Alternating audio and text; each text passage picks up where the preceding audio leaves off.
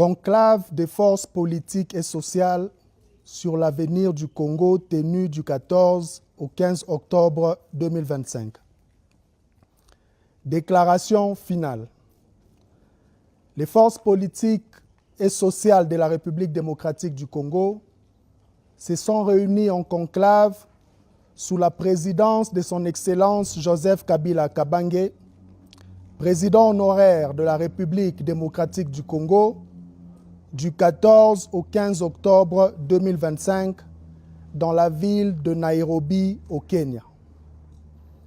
Elles ont procédé à l'analyse minutieuse de la situation générale du pays et évalué la nécessité de se rassembler pour conjuguer leurs efforts dans le cadre de la résolution de la crise multiforme qui secoue la République démocratique du Congo.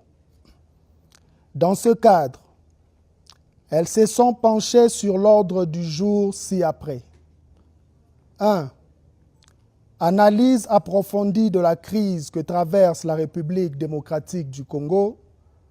2. Définition de la réponse collective apportée à ce jour à la crise. 3. Voie de sortie de crise. S'agissant du premier point, les participants au conclave ont reconnu l'existence d'une crise profonde et multidimensionnelle. Crise politique et sécuritaire, crise économique, crise sociale, crise de dignité, crise de violence, crise de vision, crise nationale et régionale.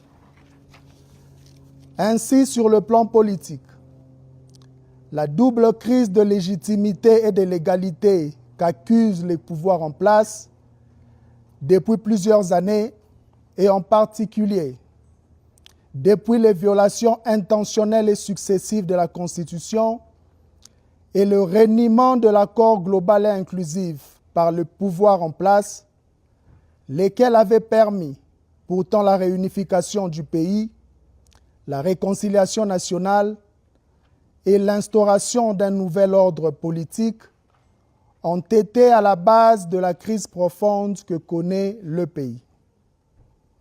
Cette crise s'est aggravée par la guerre et la violence qui sévissent dans la partie est et ouest du pays, et plus particulièrement aussi avec la forfaiture électorale de 2023 qui a donné lieu à un rétrécissement de l'espace politique, à une marche rétrograde quant aux acquis démocratiques, ainsi qu'à la désarticulation des équilibres institutionnels et sécuritaires chèrement obtenus.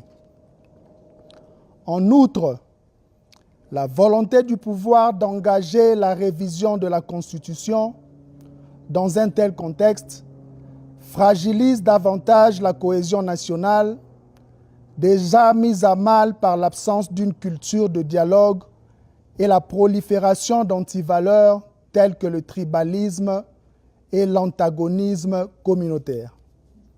Enfin, le refus du pouvoir de s'inscrire dans la dynamique de dialogue inclusif telle que proposée par la CENCO et le CC, soutenue par le peuple congolais et la communauté internationale, ne laisse pas d'ouverture à la résolution de la crise multiforme que connaît le pays.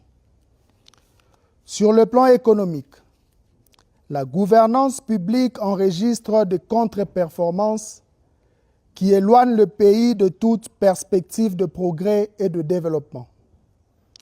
Les participants ont de ces faits déploré l'instabilité du cadre macroéconomique, alimenté par des politiques irrationnelles, fondées essentiellement sur une propension à la prédation et à la corruption. Plus particulièrement, la gouvernance caractérisée par des finances publiques déficitaires de façon chronique assombrit le quotidien et les perspectives de la République démocratique du Congo, avec pour conséquence d'hypothéquer l'avenir des générations futures. Sur le plan social, À l'image du dernier classement du PNUD, pointant la République démocratique du Congo au rang de pays le plus pauvre du monde, la crise se décline en forte dépréciation des indicateurs socio-économiques. Le quotidien des Congolais est ainsi marqué par une inflation galopante, accompagnée paradoxalement d'une appréciation factice du franc congolais, la rareté des services de base tels que la desserte en eau potable et en électricité, la dévalorisation de l'éducation nationale et les difficultés d'accès aux soins de santé primaires. À cela s'ajoute le taux de chômage élevé, la violence urbaine et les embouteillages monstres qui illustrent à suffisance les carences en matière de gestion urbaine. En définitive, les participants notent la détérioration de la situation générale du pays et l'incapacité de M. Félix Tshisekedi Tshilombo, nonobstant sa mainmise sur les leviers du pouvoir, à piloter une quelconque politique publique susceptible de répondre aux besoins pressants de notre population, au point que, dans l'imaginaire collectif, seule son incompétence et son irresponsabilité pourraient expliquer de manière singulière toutes les difficultés que traverse notre pays depuis son avènement en janvier 2019. S'agissant du deuxième point, les participants ont évalué les réponses collectives, réalisé leurs faiblesses et inadéquations avec la gravité de la situation que traverse le pays.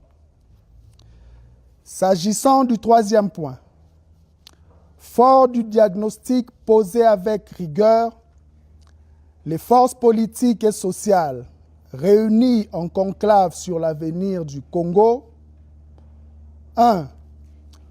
Constatent avec gravité la détérioration continue de la situation sécuritaire dans l'Est du pays et ce, en dépit de la tenue des négociations directes à Doha au Qatar entre le gouvernement congolais et le mouvement AFC/M23, lesquelles négociations ont conduit à la signature, le 27 juillet dernier, de la déclaration de principe assortie de plusieurs engagements dont la cessation des hostilités entre parties au conflit, ainsi que le mécanisme de surveillance et de vérification du cessez-le-feu en République démocratique du Congo, signé le 14 octobre 2025. 2. Dénonce avec fermeté la dégradation de la situation sécuritaire dans les provinces de l'Ituri et du Nord Kivu, sous administration militaire dans le cadre de l'état de siège. 3.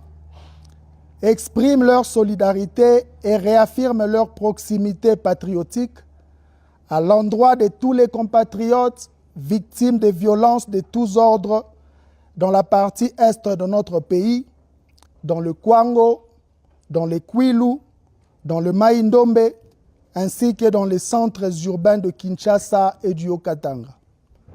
4. Réitèrent leurs préoccupations quant au contexte politique du pays, marqué notamment par la réinstauration de la dictature, par l'union sacrée convertie en parti unique, le rétrécissement de l'espace démocratique, l'instrumentalisation à outrance de la justice à des fins de règlement des comptes politiques, la confiscation de moyens de l'État à des fins de propagande et de pérennisation d'un pouvoir illégitime, fondamentalement dressé contre le peuple. 5. Affirme que le règlement définitif de la crise politique, délibérément créé et entretenu par Tshisekedi Tshilombo, passe nécessairement par la tenue d'un dialogue inclusif, sincère, sans sujet tabou et dont les conclusions sont imposables à tous. Elle récuse donc, de la manière la plus formelle, le monologue projeté par M. Tshisekedi Tshilombo et réaffirme en conséquence leur soutien au pacte social pour la paix et le bien vivre ensemble en République démocratique du Congo, initié par la mission conjointe ECC-5O. 6.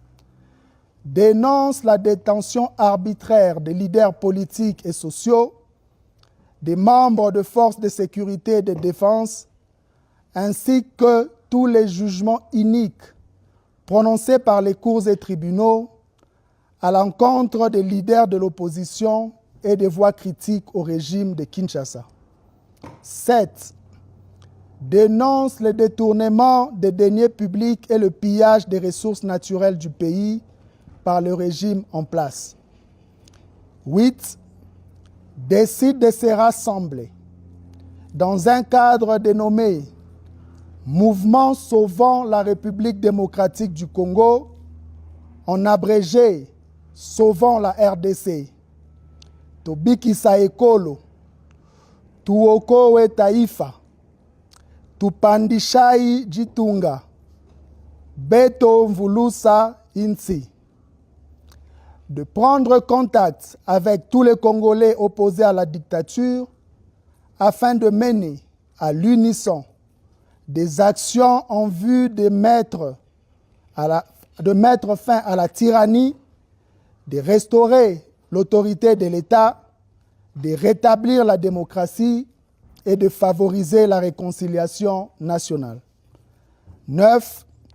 Décide d'engager une grande offensive diplomatique afin d'éclairer les pays frères d'Afrique ainsi que les partenaires extérieurs sur la crise qui déchire notre pays, ses causes profondes et les voies pour y mettre fin de manière efficace et durable.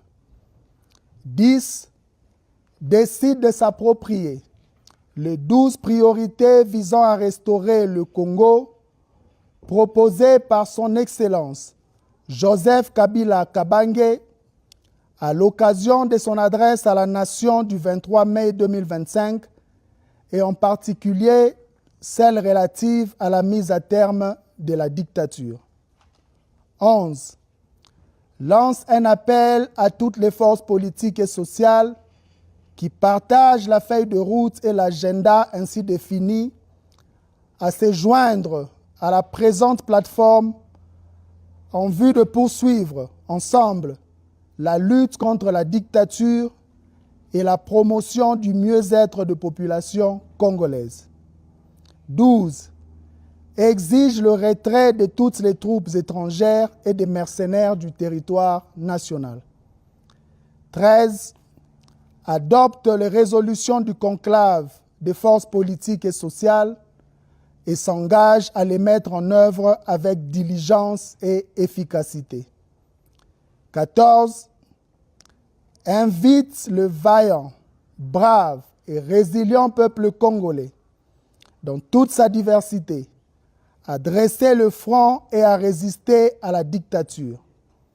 De chaque recoin du Congo, unissons-nous et posons chaque jour des actions pour sauver la République démocratique du Congo. Chaque geste compte et comptera pour la victoire et pour la dignité.